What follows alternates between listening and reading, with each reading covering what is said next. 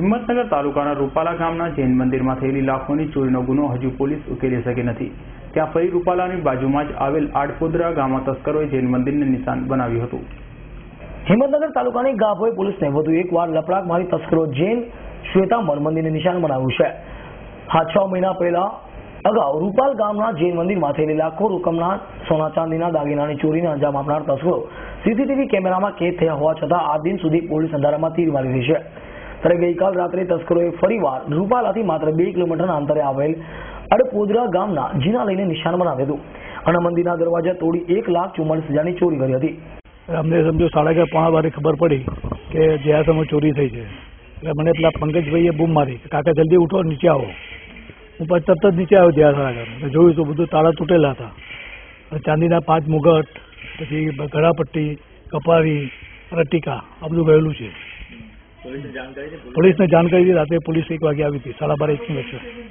હા, જાણ કરેલી 1,44,000।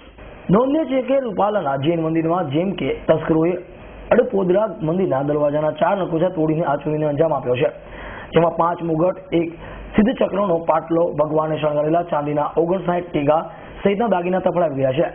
તો ગાભોઈ પોલીસને આની જાણ કરતા હાલ તો પોલીસે મંદિરમાં પહોંચીને તસ્કરોના હથિયારો કબજે કર્યા હતા। આ ડોગ સ્ક્વોડ અને એફએસએલની મદદ લઈને ગુનો નોંધવાનો પ્રયાસ હાથ ધર્યો હતો।